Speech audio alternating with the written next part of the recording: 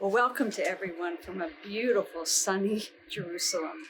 You are looking behind me here across the city to the east, and in the very, very far distance, I hope you see a smoky, hazy ridge of mountains. That is on the other side of the Jordan. That would be the beginning of the mountains of Edom, depending on what time of history we're talking about. But such a beautiful setting to talk about our Torah reading this week.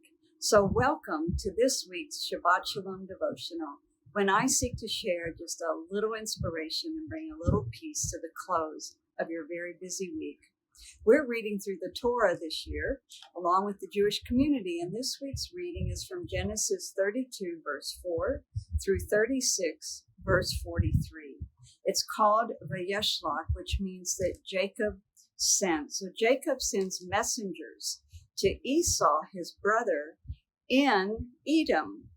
And he and his brother had a great falling out. Of course, Jacob had bought the birthright from Esau. He had tricked his father into giving him the blessing of the firstborn. So he and Esau didn't have a great relationship. And he was a little worried about this reuniting with Esau. Jacob is now coming back from the land of Padam Aram. He has 2 wives. He has 2 maidservants as concubines. He has many children, and he's a wealthy man, but he's very worried about reuniting with Esau. So he sends messengers to Esau, and he sends gifts, and he's coming down on the east side of the Jordan River.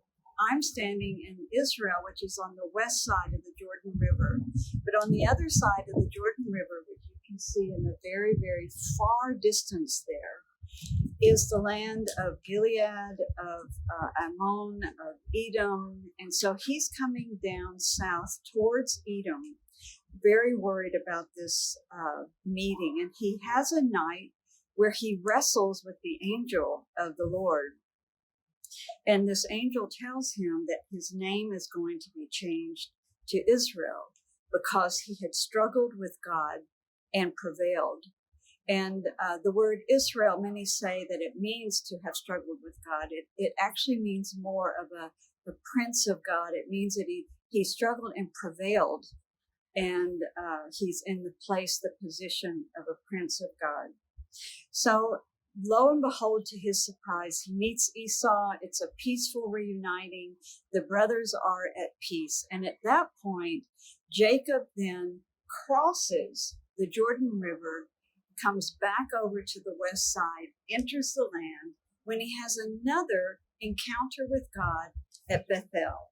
And there God confirms to him the Abrahamic covenant that this land was for his descendants. It was given to the descendants of Abraham. It was repeated to Isaac, and now it's being repeated to Jacob.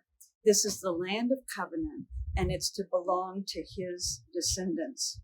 So next week, we're going to read about Esau in Edom. That's the beginning of our reading next week. So I hope that you can come with me one day to Israel, that you can see all of these places, the sights and the sounds. I think you hear the sounds of children playing in the background. That's Israel. They're back in their land. They're blooming and blossoming. I hope you can come with me. But until next week, I'll see you then in Shabbat Shalom.